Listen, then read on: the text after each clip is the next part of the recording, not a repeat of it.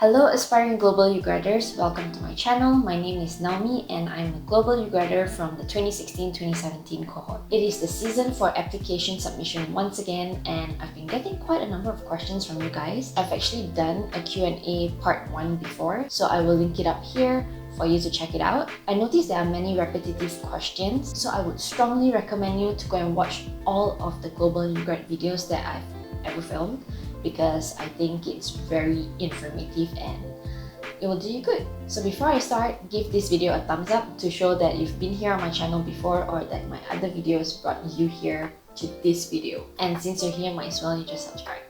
Okay, let's get into the questions. So I have the questions and my answers on this paper. Yes, I'm old school like that. I don't really like referring to my laptop or my phone. Maybe I should get an iPad. I guess once I start earning from YouTube, I'll get an iPad. So the first question, is Global UGRAD fully funded? Do they pay for US visa and TOEFL? That is actually quite a basic question. So the basic answer is yes, Global UGRAD is fully funded. I spoke about it in detail in my What is Global UGRAD video, so go check it out. And on to the next question. I just enrolled into the first year of university, or I'm in my last year of university. Can I apply? So for the first part of the question, which is you're a first year student, one of the criteria of applying for this scholarship is to have completed a minimum of your first semester.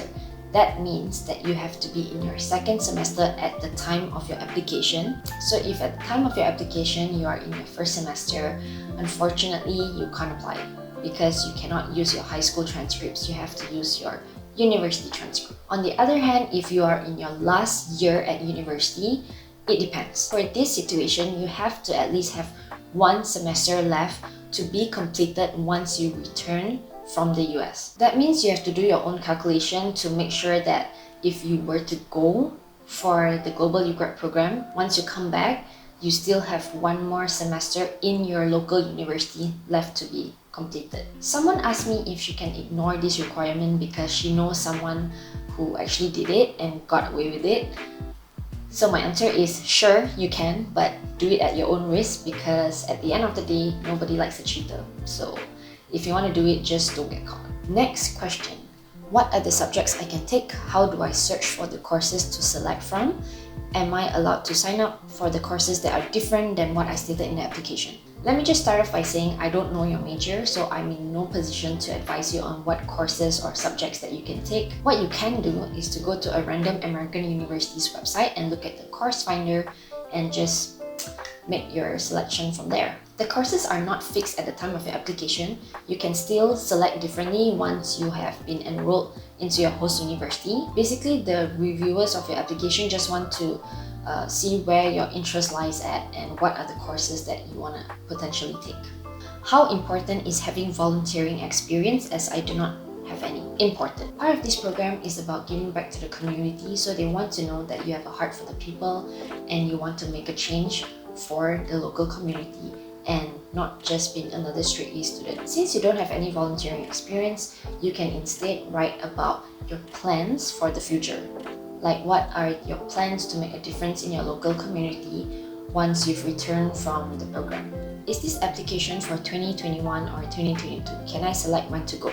The answer is both. So this program is split into 2 semesters. One is fall, which starts in August 2021, and the other is spring, which starts in January 2022. While you may select your preferred semester at the time of application, you don't get the final say, so it will be decided for you by the Global UGRAD staff. So for the next question, I get pretty often in different ways, and it goes, what is the most important part about the application journey?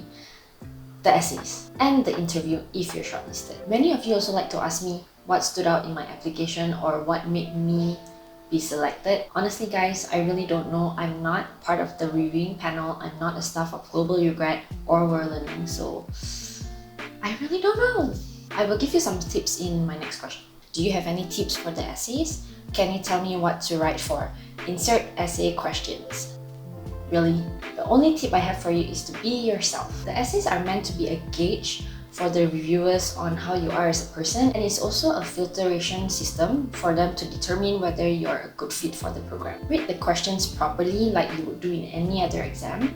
understand the questions, what they're asking for, give about 2 to 3 main points, and just elaborate from there. Keep it simple. So yeah, there you have it. I actually don't like being given the essay questions because in my opinion, that is just lazy work on your end. You're basically asking me for the answers, and that should not be the case, because even if I were to give you the answers, my thoughts and your thoughts on certain topics may totally differ. Actually, it will differ because we come from different backgrounds, we have different thought processes, we have different values and different reasonings to certain things. So don't take the easy way out and just ask people for the answer, because then you just don't deserve this scholarship, because there are way many more people out there who are actually trying so hard to get this scholarship and they are working so hard on their essays. So take this opportunity to showcase yourself. I also get asked a lot to proofread your essays, and sorry to say that I won't be providing any proofreading services because there's just too many of you guys. Well, unless I get paid for it. But instead of asking me to proofread your essays, I would suggest you to get your lecturer, your teacher, parents, or even your friends to go through the essays for you. Just make sure that you choose someone who has a good command of English so that they can fix your grammar or your vocabulary to make it sound more appealing. Next question. What is an alternate candidate? An alternate candidate is a selected applicant on standby in case a finalist were to drop out or they suddenly have extra funding. An alternate candidate will be next in line for the scholarship, but the chances of actually going for the program is just 50-50. Is it possible to switch universities if we're not happy with it or we face with issues too hard to handle, such as discrimination? I'm sure there are ways that your Global UGRAD advisors can handle situations like that, and it may be to switch you out from the university that you're in. I don't know what's the procedure for sure, but you should always keep your Global UGRAD advisors updated on any situation at all. Your Global UGRAD advisors will have regular check-ins throughout the program, so just make sure that if you have any issues to just voice out during the catch-up sessions or even out of the catch-up sessions. They're always there and ready to help you out. We all have seen what discrimination can do to someone. It is not advisable to keep it to yourself. How was your experience? Did you have a hard time adjusting to the weather, culture, and food?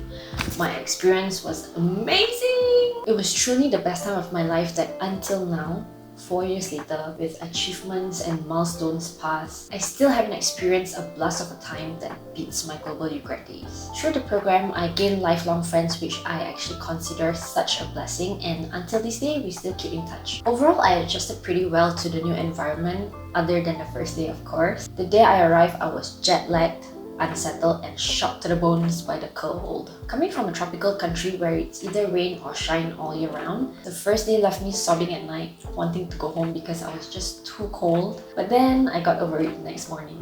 The food was okay, it was bearable, but I think it was sometime into the second month where I started to miss spice and spiciness, and their supermarket only sold ketchup, mustard, mayo. There's no such thing as chili sauce, so I make do with sriracha sauce. If you have any food or dietary restrictions, you can always ask the kitchen staff to prepare a meal for you that you can eat. You could also talk to the university's International Student Center to ask for any recommendations or advice on how to get your kind of food. So maybe it's like halal food, or if you're vegan, they will definitely know how to advise you on that, because I'm pretty sure it's not a new question for them. That was actually my final question because I only wanted to answer 10 questions. So this is a bonus one. Will there be any other UGRADers in my university? Should I stick with them or nah?